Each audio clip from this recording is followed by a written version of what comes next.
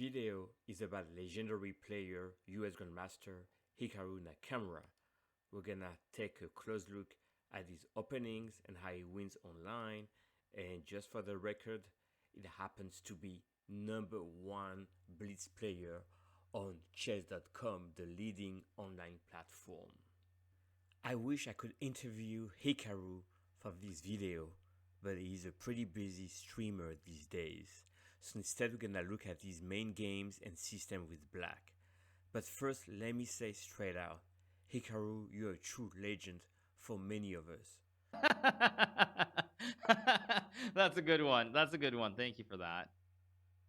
These are the 3 key positions I will go over with the games. So position from the left, 1c4 English defense, then Hikaru against 1d4, and then third position, how to play against London.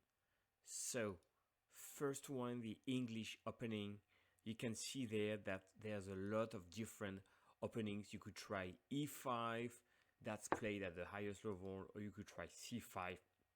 But Hikaru has a pet system. He played g6.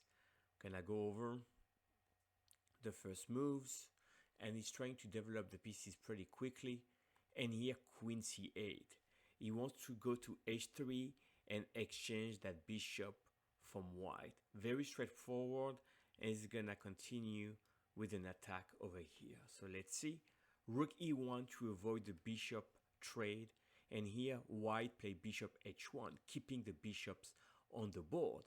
h5, very direct. He wants to go here and attack, and going straight for the king after move 8. Attacking the bishop h4 anyway. So here black has managed to exchange the pawns on the h file and will target the black king. So very direct and aggressive setup. Here very good move. King f8. Why not castle?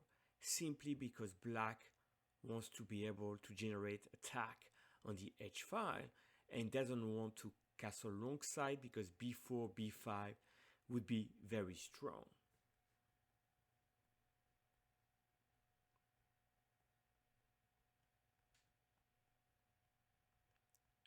So you can see that white has a bishop pair, but that knight here can jump here or here.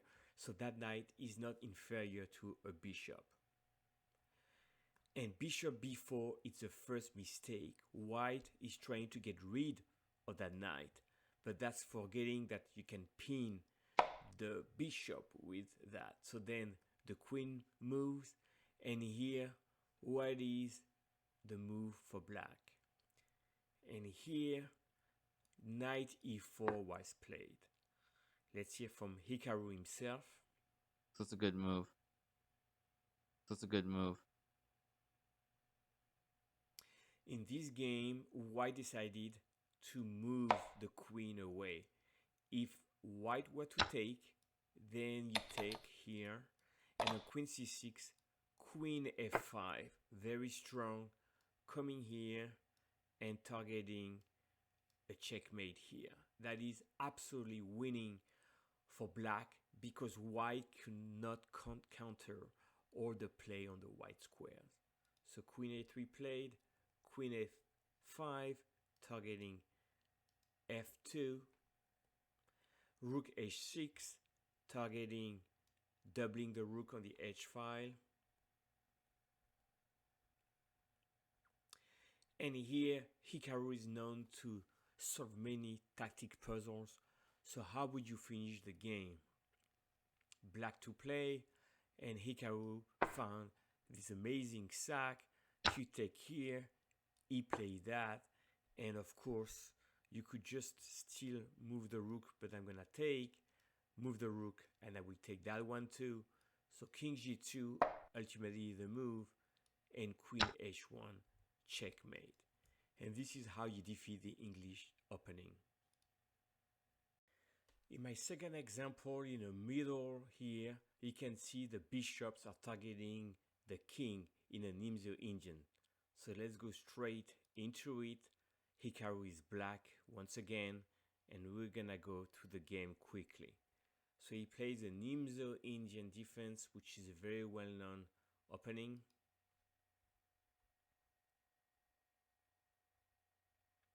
And here simply d5, taking control in the center. So you can see the two bishops are targeting the king. So let's see how you mount the attack with black. Knight e4, f5. So the knight here could target pieces, and the f pawn is marching ahead. Now, of course, white is trying to generate some play on the queen side, but you have with black to target the king. And here another good move, bishop a6. That bishop over here was not doing much, so by moving it here, you activate the bishop. You relocate the bishop to a better square. And now black to play another strong move, g5, launching the attack. Black to play knight g5. That knight is creating trouble for white because he could go to h3 or f3. Knight f4 played, and now another great move, knight fe4. So you can see that that bishop is passive, that knight has nowhere to go, can only retreat, and black has the advantage. Bishop e1, protecting f2. And now, what would you play with black? Once again, I'm going to revert to Hikaru. How does a grandmaster like Hikaru NAKAMURA process the various Canadian moves? Let's listen to him. But let me think for 1 second. Wait, takes. Yeah, I think this just wins. Alright, so here, bishop takes, pawn takes, knight h3 check. The knights dominate the position. Actually, the pieces favors black. And here, what was the follow-up? Knight takes f4, of course. Because if you were to take over here, I'm taking on h4. Try to move the king, rook f6, and the rooks are coming. Black has a winning attack. So knight f4, the queen move, knight h3. And here, white missed a chance. By doing this, white would have an attack because you have to move here. Why is that?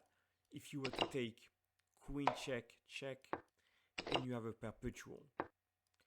So it just turned out that white could try to create some trouble, but played queen h6, missing the tactical resource, and rook f6, now preventing the move knight g6. So queen h5 played, and Hikaru wrap up the game. f4, attacking the king even without the queen on the board.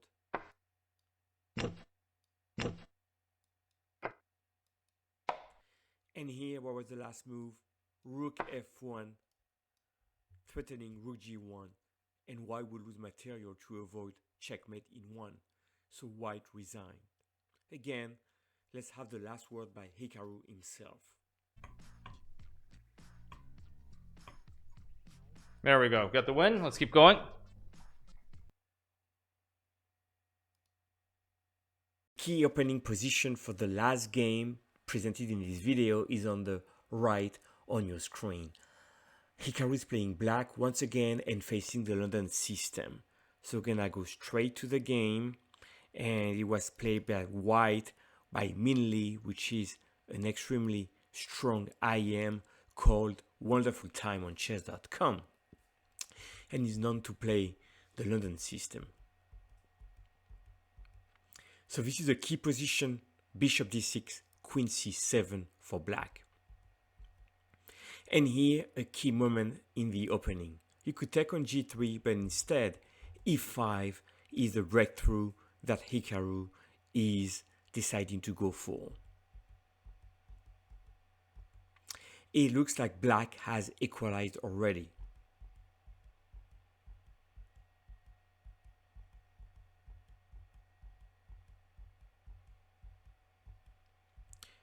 So here you can see that white's knight has no place to go, and that bishop here shouldn't be traded because then that knight is definitely the better one.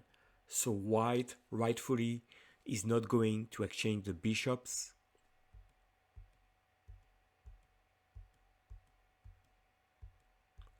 And here is where black starts to get the edge. So here black is managing to exchange the bishops. Queen c8 played. And now you can see that the rooks here are well connected. The knight could jump to g4. Yes, white has the square on d4, but the black pieces are more advanced and white is trying to defend. What do you do now? Here, the key move, g5. You're starting to gain some space and proceed to lead with black. Very instructive. And here, g4. So yes, the knight is on d4, so how do you proceed? King g7. Once again, just like in previous game, the h file is what Hikaru has in mind. That knight on e4 reminds you of previous game, right? The queen over here is more active than the queen over here. So once again, black is dominating. Let's try to see if white can defend.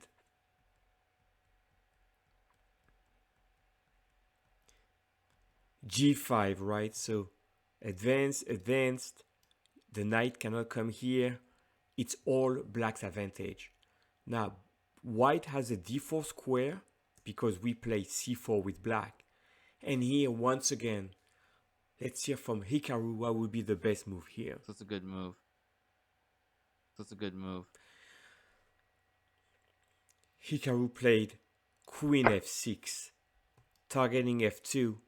You have all the pieces well coordinated, and white cannot defend f2 in an easy way. If you move the knight on e2, then knight takes g3. So it's basically game over. And here, white took on e4 to try to defend. But black has the exchange, and here went for the endgame. And you can see that the rook here is targeting f2, and white cannot really defend this endgame. So f2 is definitely a critical weakness. And here the rooks are too strong. And over here, the only move to continue was rook d4, and then you probably do rook b2 here. But instead, under time pressure, king d2 played, and here black finished the game. And here white resigned. So once again, let's have the final word by Hikaru himself. Let's go here. Here, and now I win. Yep. There we go. We got the win. I hope you enjoyed this video, and don't forget to subscribe. Thank you very much.